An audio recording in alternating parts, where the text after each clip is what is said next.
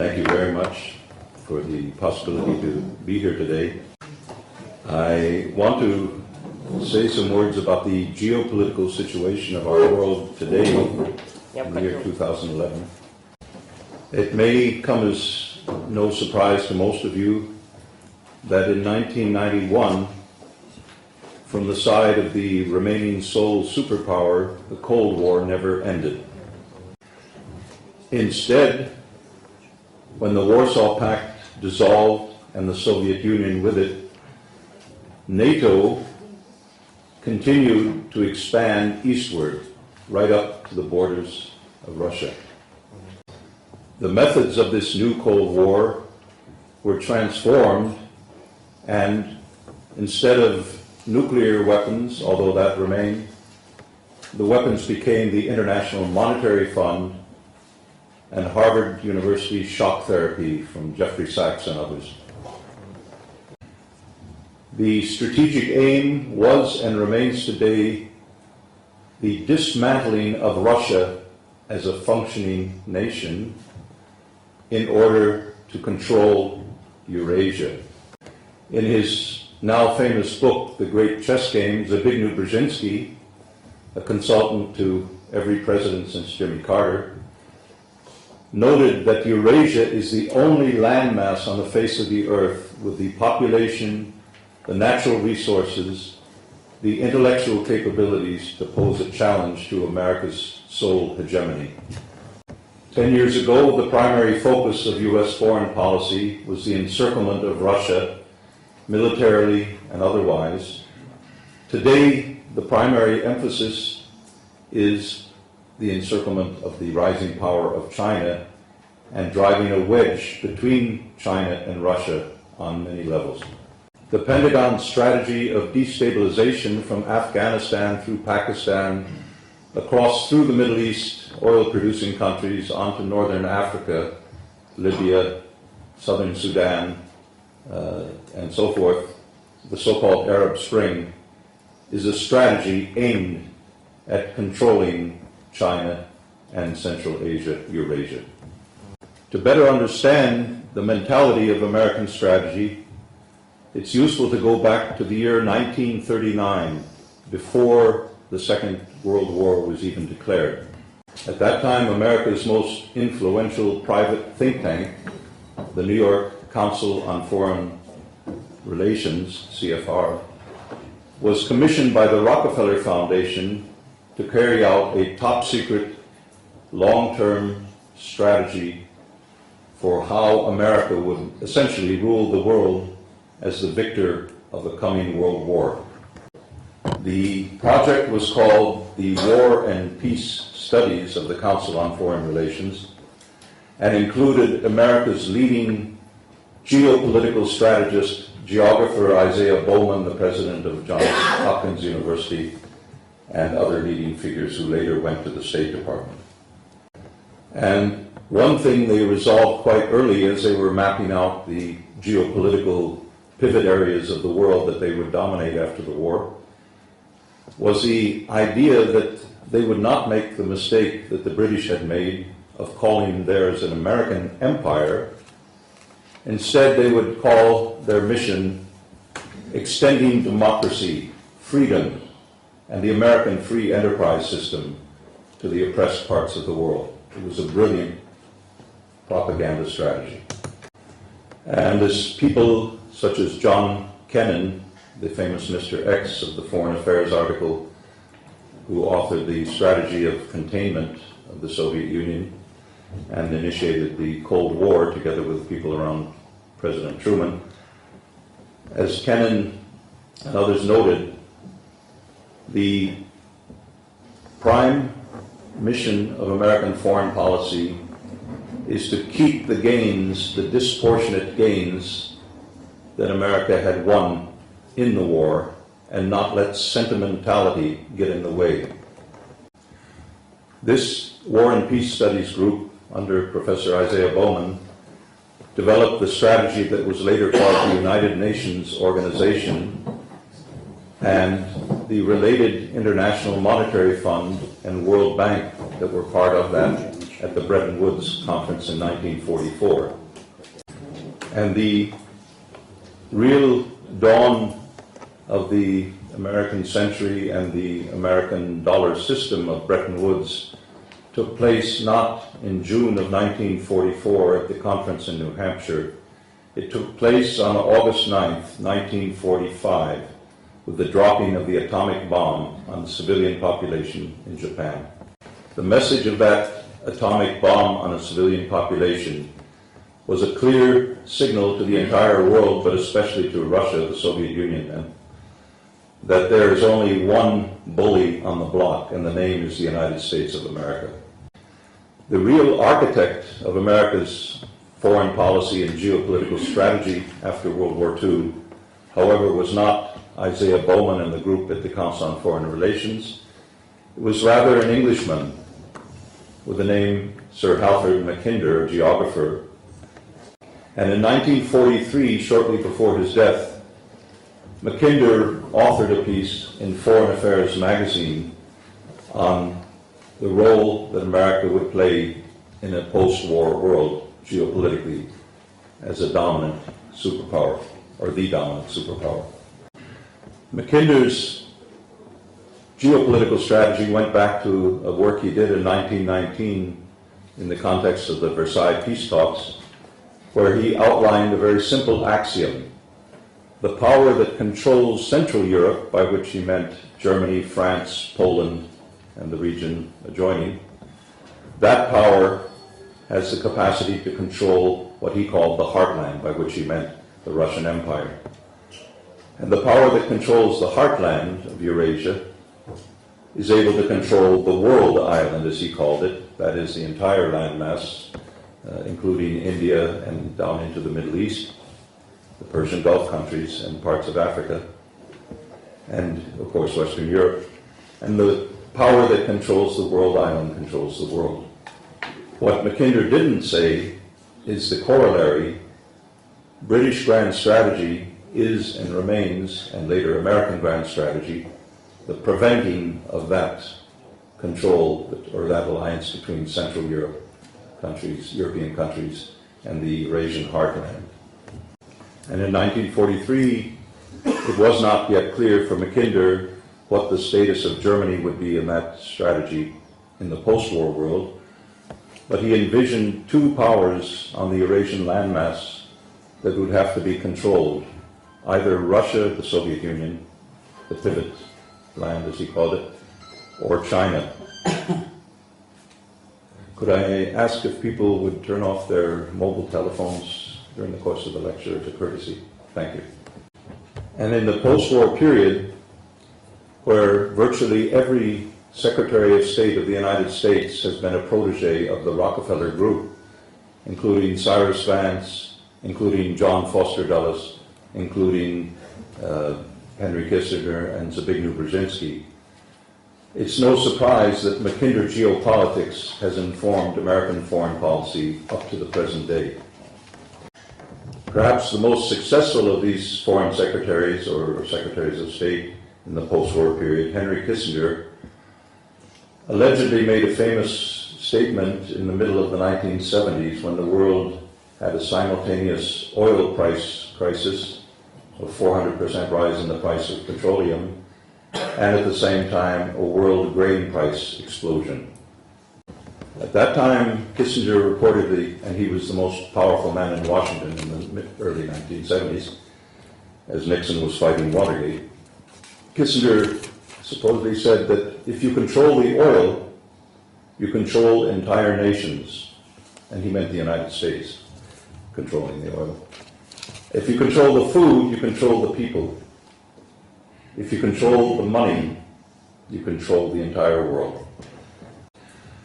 And if we look back at the history of U.S. foreign policy and intelligence agency policy as well as Pentagon policy over the past 50 or so years, we find a series of wars that can be traced back to American intervention, interference, destabilizations, etc., for control of that oil.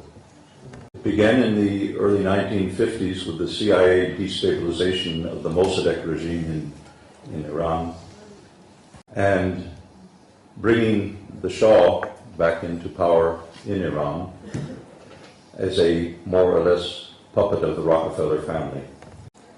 In 1973, it entailed a manipulation at a secret planning conference in Saltsjöbaden outside of Stockholm in Sweden, where the most powerful private persons from the United States and Europe, including the Rockefellers, including Henry Kissinger, including the heads of British Petroleum, Royal Dutch Shell, the Rothschilds, and others, discussed and debated an imminent 400% increase in the price of OPEC petroleum. And in 2000, I had the honor of being invited by Sheikh Zaki Yamani to his home in London to discuss my book, A Century of War. And at that discussion, Yamani asked me how I came by the information that I had in my book about the 1973 oil crisis. And I explained to him in great detail how I put the pieces of the puzzle together. He was astonished, and he told me, Professor Engdahl, he called me a professor. I said, I'm no professor. He said, Professor Engdahl again. You are the only person who's put this picture together that I know of what really happened in 1973. When I was sent by my king to Tehran to ask the Shah why Iran was demanding such an extremely high oil price in December 1973, the Shah told me I should tell my king, if he wants the answer, go to Washington and ask Henry Kissinger. And the same strategy that was applied of controlling the price of oil on the world market in 1973 to increase the price and maintain the hegemony of the American dollar in a system where gold was no longer supporting it. The strategy was reversed in 1986. And in 1973, it served the purposes of the Wall Street banks and the oil giants to have a 400% increase in the price of oil, to stop industrial growth in developing countries and lay the basis for the third world debt crisis of the 1980s. And in 1986, it suited their needs to do the opposite. And there was a discussion in the State Department between Secretary George Shultz, Vice President George Herbert Walker Bush, the father, and various others about convincing Saudi Arabia to flood the world oil market with oil, which they did loyally and dutifully, in order to collapse the world price of oil. And that collapse in the world oil price to below $10 a barrel from around $30 in a matter of months indirectly led to the collapse 3 years later of the Soviet Union. The US, during the 1980s, insidiously manipulated events in the Middle East between Iran and Iraq to create a bloody, painful war between those two countries in order to control the world oil markets.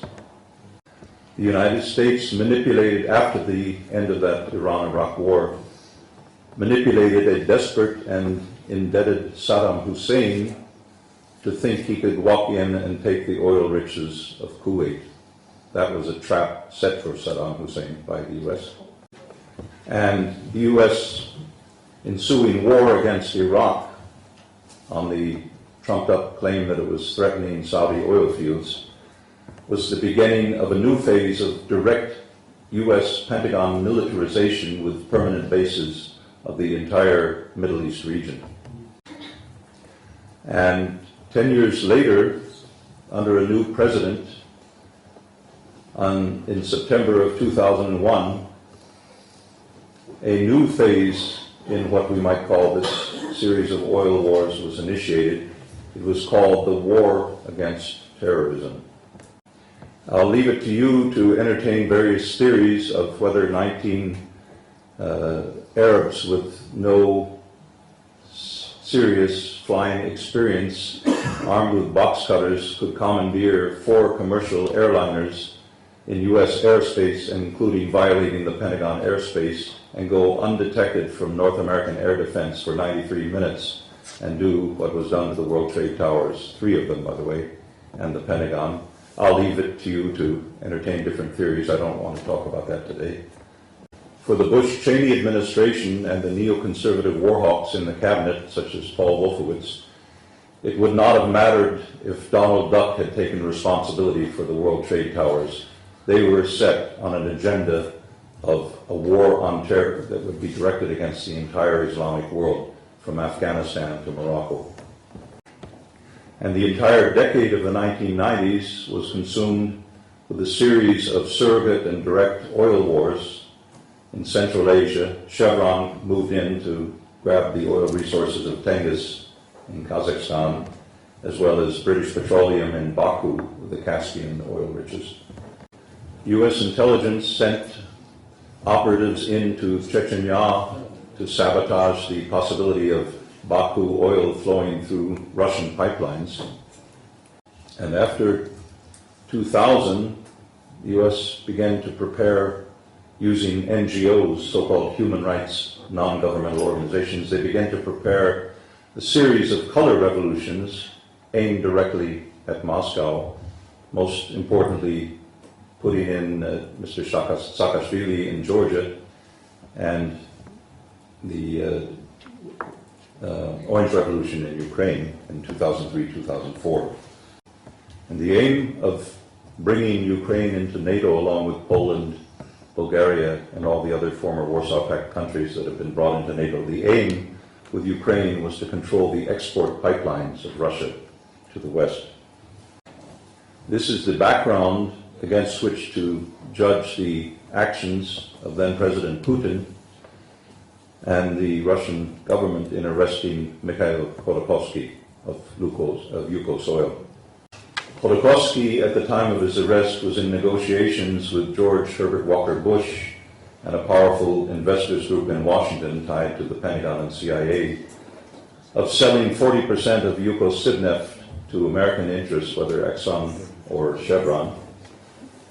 And he was also in the process, reportedly, of buying the votes of the Russian Duma to make himself the next president, and also to change the raw materials law of Russia so that he could privately control oil and gas resources and pipelines.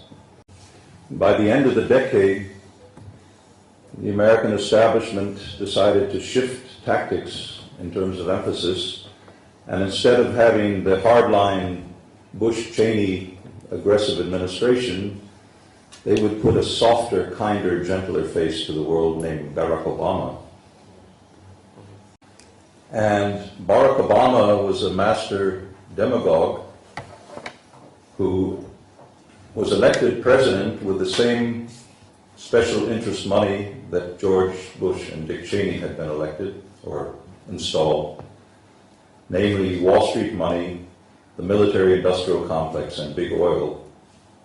The American leopard was simply changing its spots, but it was still a leopard. One of the first things that President Obama began was escalating the war in Afghanistan, because the focus was shifting, and talk about a reset of American and Russian relations, because the priority was now becoming the containing of Chinese economic growth and influence. And the U.S. military presence in Afghanistan has virtually nothing to do with controlling the Taliban or something called Al-Qaeda, whatever that is. Had nothing to do with hunting down Osama bin Laden, who reportedly died 10 years before.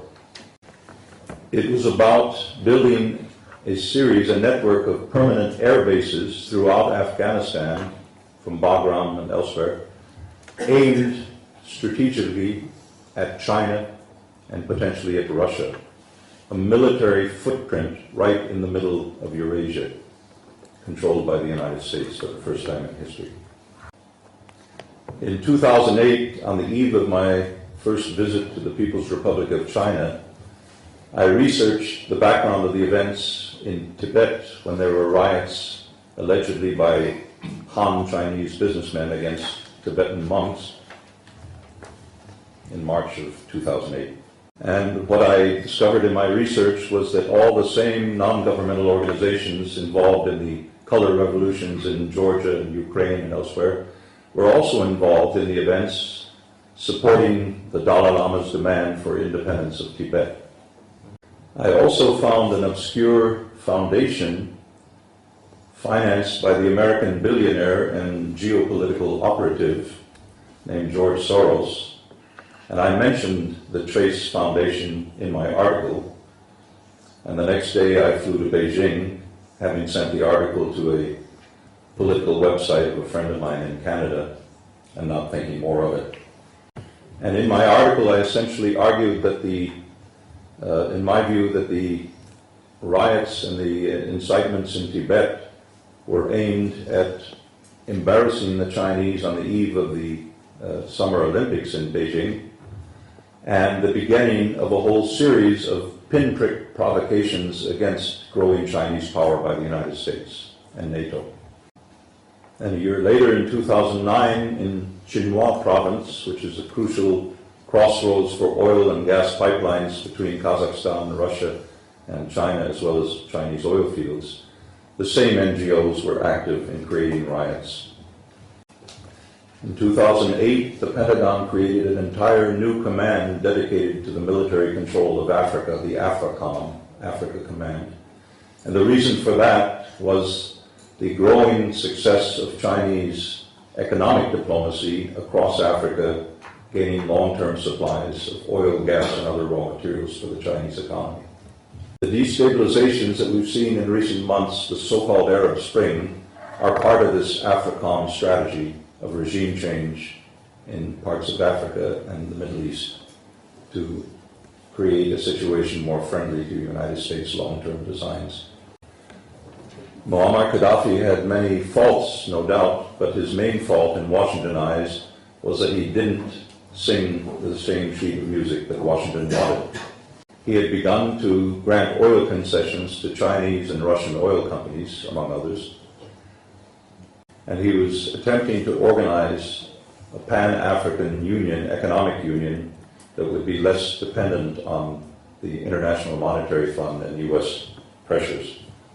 And at the same time, almost unnoticed to the world, U.S. NGOs successfully broke off southern Sudan and its oil riches that are a main source of oil supplies to China, and created an independent Republic of South Sudan, whose oil flows very soon will be going through Kenya rather than Port Sudan.